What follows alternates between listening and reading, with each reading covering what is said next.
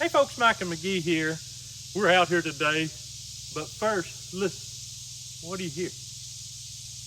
That is the sound of summer, folks. We are right in the middle of what the Tennessee folks call the dog days of summer. It's hot, it's in the 90s, 100% humidity, and I think today will be the day that I've been looking forward to, cleaning out the springhouse trough. We're getting our water 3,700 feet away. It comes right under where you are, where the camera's sitting, right in here. And it flows up in a pipe, and we built a concrete trough. We have a whole video telling how we did it, and it's 3 levels of water. The deep end is where our drain is. I can open that drain from underneath. I'll show you underneath later. It's a full shelter under there. And we'll drain that out, and as it drains, I'm gonna scrub. Now this spring water comes from underground, and we've got a lot of rain, so all the time that's just being stirred up. So every time we have a gully washer, a frog strangler, it adjusts that underground a little bit, and so the water don't come out spring clear.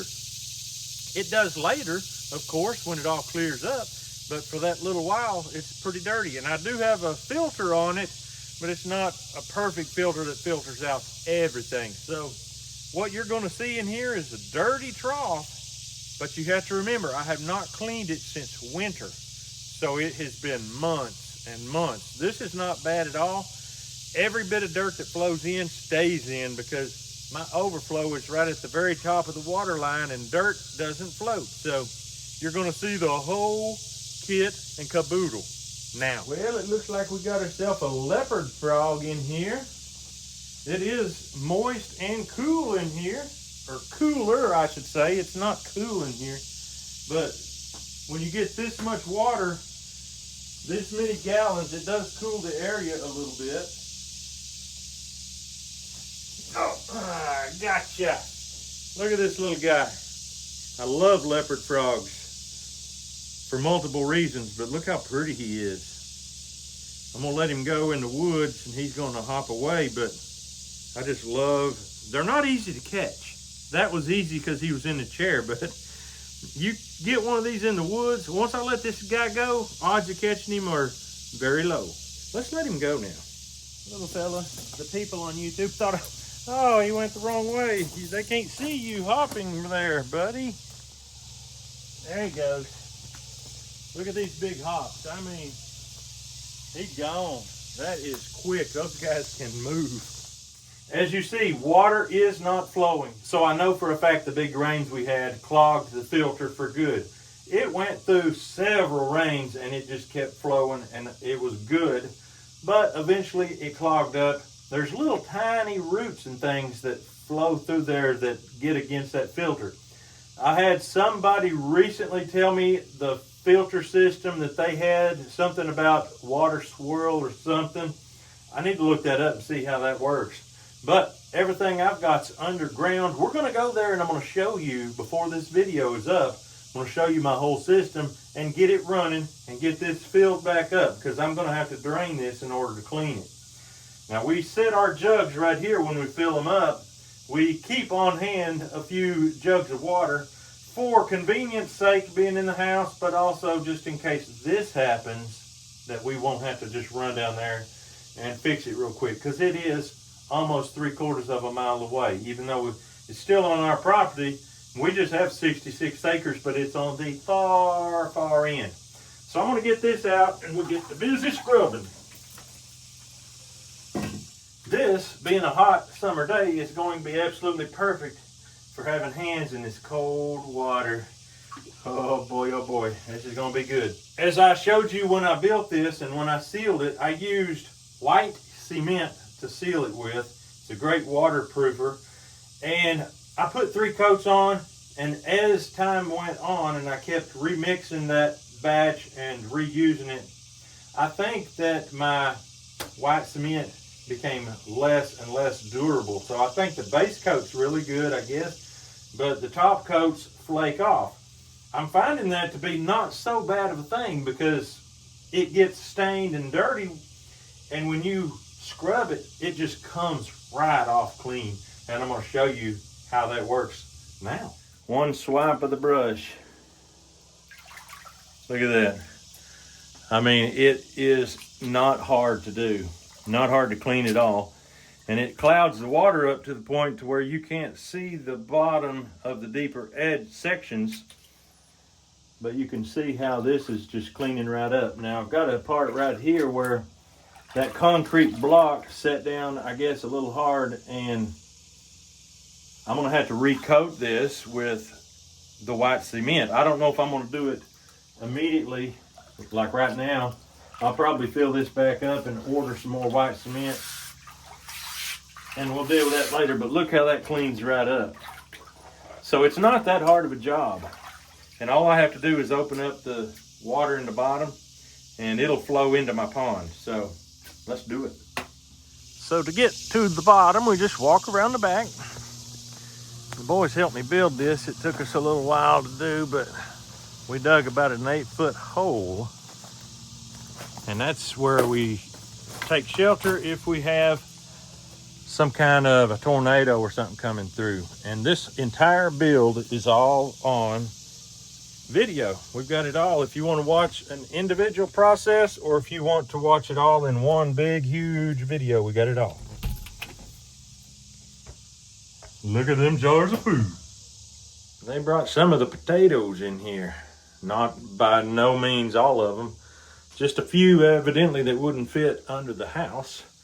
And here is our cutoff. There's where the water flows in.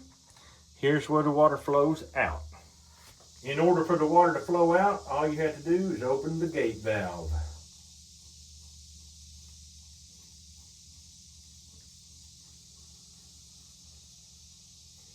And now that it's open, we've got to get up there and start scrubbing because we want the dirt and the junk to go out. We want it to go into the pond. We've got a drain in the floor, we've got a drain in the step, it's all good. All right, the water level's dropping fast. I've got to get to work. Got to get it scrubbed.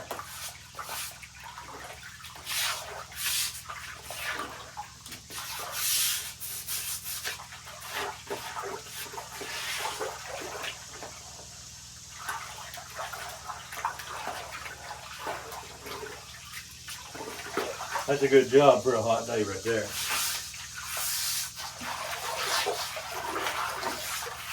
But I'm telling you, it is really peeling off that white cement. I'm gonna have to recoat it soon this year.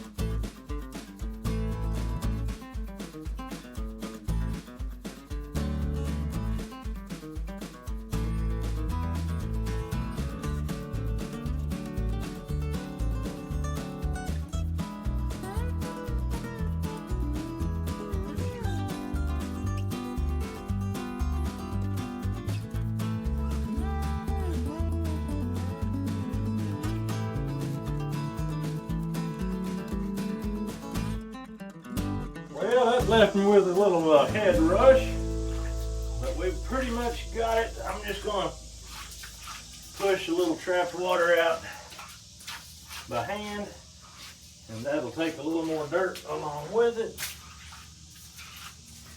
And just like that, we're pretty much done. It is time to go to the pump. We're gonna not go to the pump first. We're gonna go to the spring first, and I'm gonna clean out the filter and get it going in my tank. I'll show you my system. I used to have just a dam with open water. That didn't work too good with the raccoons wanting to come and play in it. So we put a closed system. Raccoons can't walk in the water. Nothing can. We had possums, raccoons, everything in the world out there. But we got it fixed now. So I'll show you how we fixed our tank to where it doesn't grow mold and algae on the inside, because it's right exposed to the sun. Okay, let's go. All right, we're over at the other side of the property, and you can see the corn is growing good. I mean, every day it gains a little. The potato ground covered up in soybeans, looking good. The corn has soybeans between it. I'm talking about beautiful.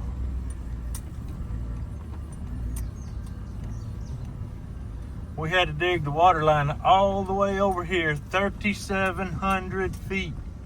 Absolutely unbelievable.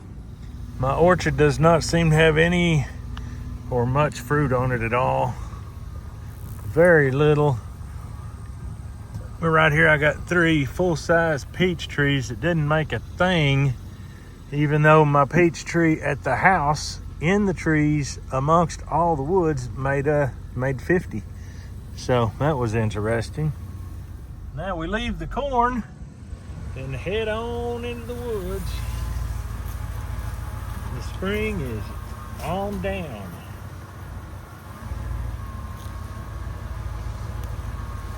Down, down, down.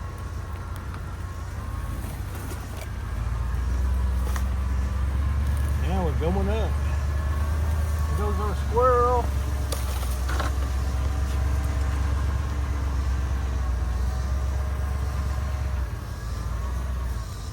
We're not done yet. We gotta go through here.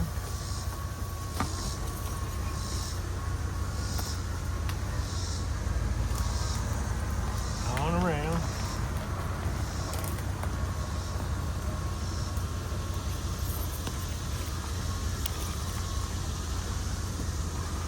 Make a sharp right turn.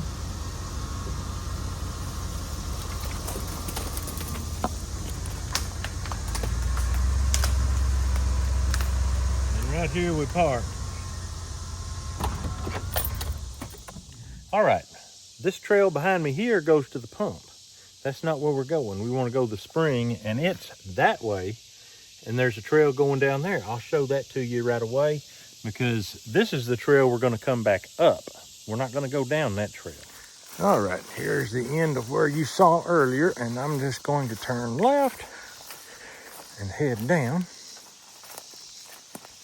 There's a couple of steps here, and you can see I got to step down, and I got to not fall down, and I got to keep my eye open for sneaky snakes.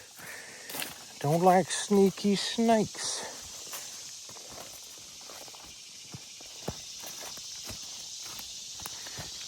From here you can see the pipe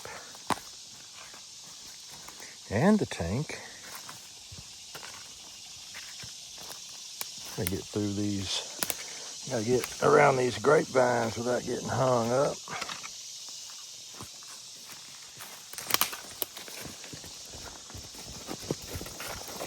All right, here we are. There's the water. There's the dam that we built originally. There's the tank. And that is how we keep it from getting the mold and the mildew and all that inside of it. We painted it black, and then we wrapped it with silver reflective paper. So it ain't getting no sunlight through it, and it ain't getting heat into it. Come this way, and it goes underground. We had a dirt bluff there that just kept sloughing off, and we had to pour concrete over that. So we did. And now we got our filter underneath there. To access the filter, I have to move these rocks, which I shall do immediately. I just pile these rocks up to keep animals out, and also when those gully washer rains come, I try to stack the rocks to kind of shed the water out so excess dirt, leaves, and debris don't go in this area where the filter is. We poured concrete right here over this, try to build a little bit of a dam that would let the water fill up in there somewhat. Now the first thing I do, I always just give it a minute and let this clear up, where it gets a little bit stirred up with me moving these rocks out of the way. Give it just a second to clear up, because when I take this filter off, water is just going to dump in this pipe, just pour fast in there. And it don't take too long for it to clean up. It's already fairly clear now. Now from the angle you're seeing now, you can see under there better than I can even. I've got to do something that's maintenance. I've got to dig out these handfuls of gravel and dirt, and I've got to throw them out. I do that about 3 times a year maybe. Just dig it out and make room for more to come in, because there's no way it's not coming in. And I just have to do this by feel. Every bit of this washed in during the past few rains. And this will take me about 4 minutes, 3 minutes to get all this dirt and rock dug out. And what that'll do is extend the period of time between cleanings. That will help give me more time of maintenance free, is what that does. You say, McGee, why did you let the water clear up just so you could make it all murky again? Well, that's a good question. I didn't know that I was going to be doing this, but it's so full I have to. I had no choice. But it's not a bad job for a hot summer day. I'm telling you, that really cools me off. In these 90-degree days, be able to reach in there, that cold water. That water's probably about 60 degrees in that general 55 to 60 degrees. I don't have a thermometer with me. By the time it gets to the springhouse, it won't be quite that cold, but it'll still be cool. Quite cool indeed. We built this, every bit of this, building this concrete, from the moment we stepped foot here and we saw the water coming out. We had to dig, we had to remove stumps, we had to do a lot of stuff. All of that is in our playlist called the Springhouse Series, which you can watch. And if you would rather watch it all in one big video, we have a documentary of the entire process, start to finish, all in one big video. So help yourself to that. If you can't find it, drop down the comments and I'll put a link to it in your comment, and you can find it easy. It is worth the watch. I mean, it is interesting how we did this. We're pumping water 3,700 feet without electricity or any power source other than this water. It powers itself. And now I've got to let this clear up. I cannot take the filter off while it's that filthy. But it won't take long.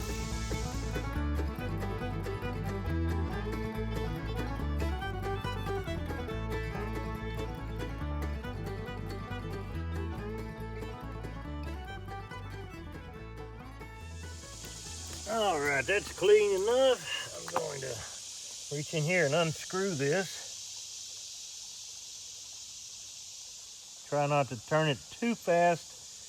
Stir the water up again, worse than it is already. It's going to stir up some, but as you see, every bit that goes in the tank stays in the tank, so we don't want to get dirt back at the house again. So we're going to be a little careful here. Here it comes, moving slowly. Look at that. All those roots and junk. Just unbelievable. I'll show you how I clean that out quick and easy. I just use the water that the dam catches here as my cleaning water. That's unreal how dirty that got. Look at that.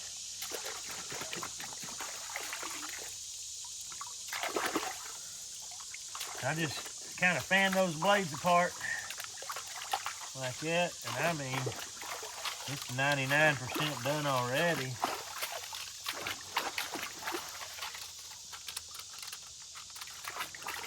And there you go. Pop this little washer back on. All right, it's time to put the filter back on. I've got it clean. Just slip it back down in there. Line up them threads without even being able to see. And just screw it on. It'll take about 20 turns here. And we'll stack these rocks back on to keep the boogers out. That's that. Now, I always start with this big one and lay it in here because it's conformed exactly to the shape I need. I start up here in the front, coming around like this.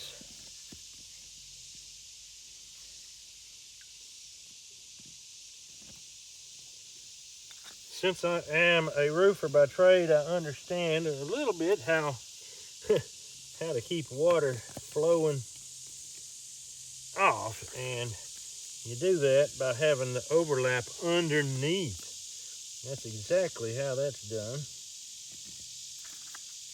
Every time I do it, it turns out different, but that don't matter.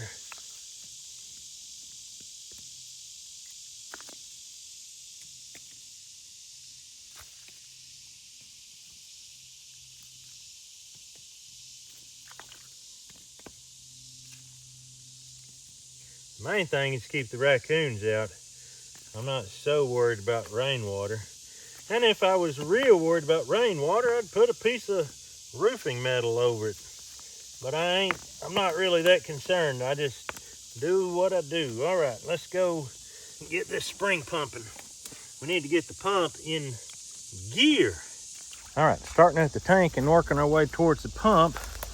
We have to go 200 feet to a vertical standpipe, and I don't think we can see it from here. We'll have to go. There is air trapped in this line I've got to let out first before we can get our pump going. All right, we made it 200 feet to the standpipe. This is here strictly to give that water better bounce whenever it's doing the water hammer down at the pump. Right now, there's no water hammer at the pump because we've got air in the line and it's just flowing slowly. Flowing slowly. We need it to build up and fill this pipe all the way up as high as it goes in the pump, in this pipe, and I think it goes up about 14 feet, 12, 13 feet, something like that. But anyway, we got to get the air out of the line. This is where I get the air out of the line, right here at this drain.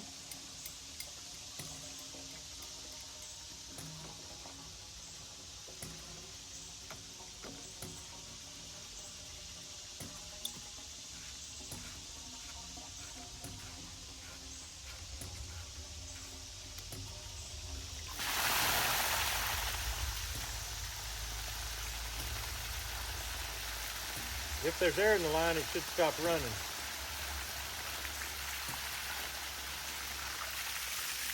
I don't think there's air in the line. Interesting. We're fixing to find out. That flushed out dirty water right there at the very least. Anyway, that was a good thing to do.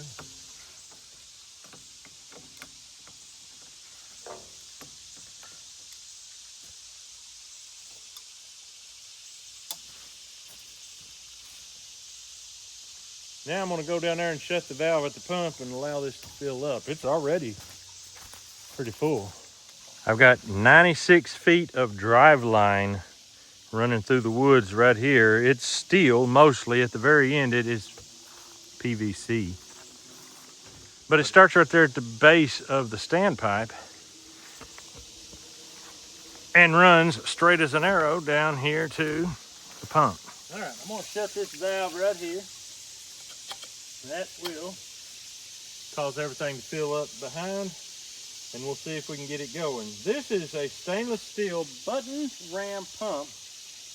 It don't look very stainless because all the leaf tarnish is all over it. But that's just the product of sitting down here for almost a year. It's been here almost a year.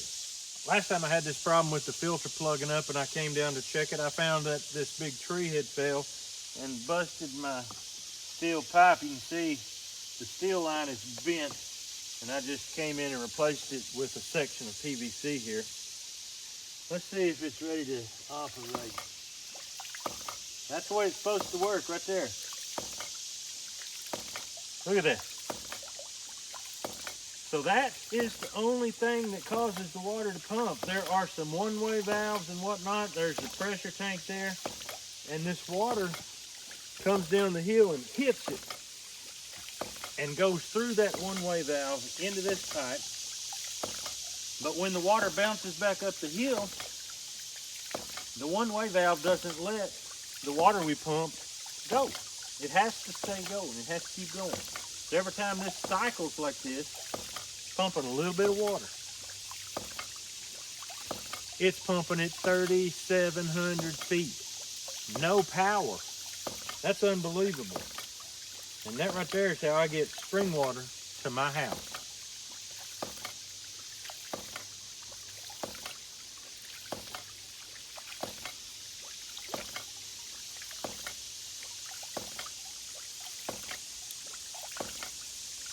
I can hear air in the line,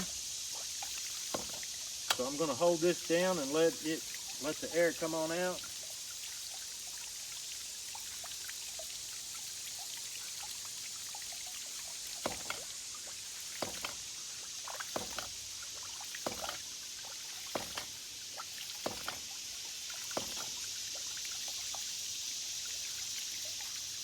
That's the only thing that can really cause you big issues with this right here.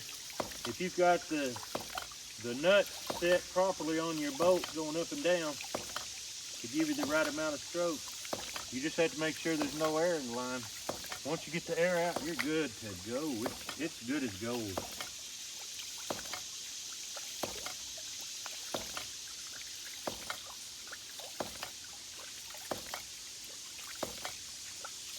All right, let's go to the spring house, 3,700 feet away, and let's see if the water's coming. All right, as I told you, we're going to be going out this trail here. Here's the tree that fell over. We're going to be going out this trail here, and it is steep. I have to climb almost a 45-degree angle to get out of here. We dug this with an excavator, a Mini X, and starting right up where it turns green, we were already about 8 foot deep. And we dug that line pretty much 8 foot deep for several hundred feet. And then we run out of time and we dug the rest 3 foot. But this is a climb out of here. See, the new grass I planted was doing really good. Now it's turning brown. And the ditch needs to be put some more dirt in it because 8 foot deep does settle. We've already repacked it once.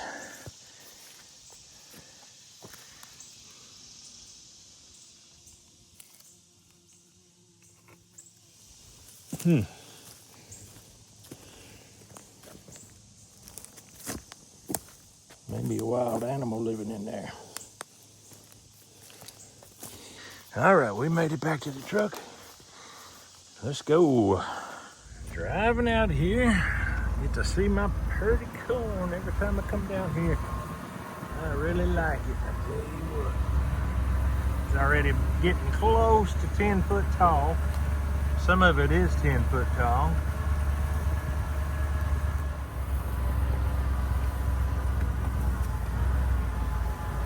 soybeans in between there is going to help enrich the soil, and it's going to draw the deer in like crazy, which is what we're hoping for.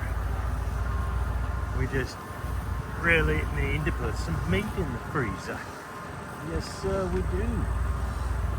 And it'll happen. You've been following this long enough to know.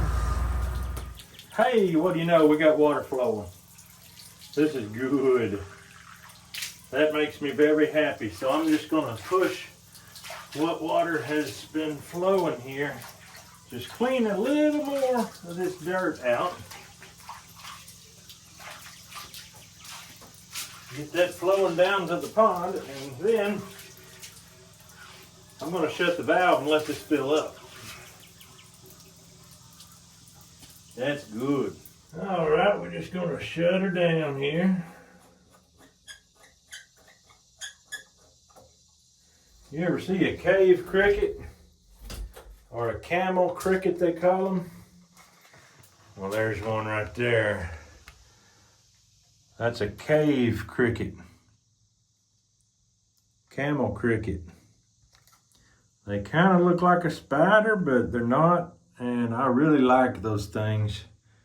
Cave crickets. And it's like a cave in here. It's damp, it's dark, it's cool. They should like it here.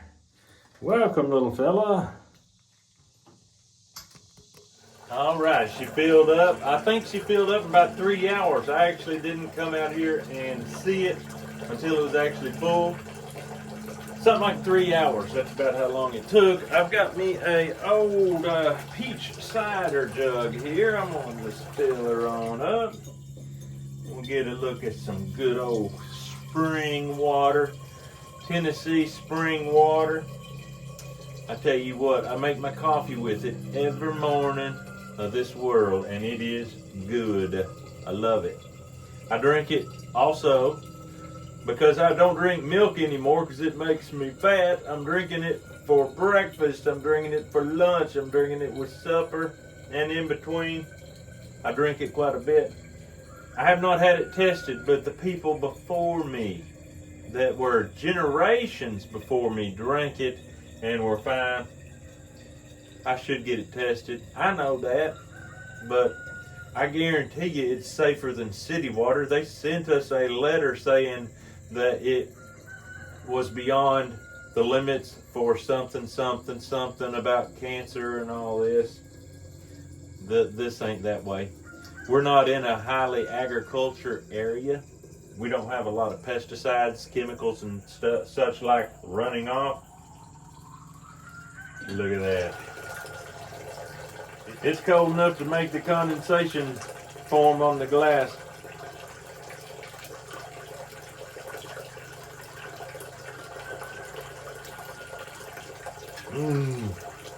Good stuff. I mean, I can see plumb through it.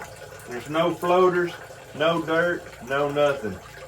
That's some good tasting water right there. Refreshing on a hot summer day, 90 degrees, 100% humidity.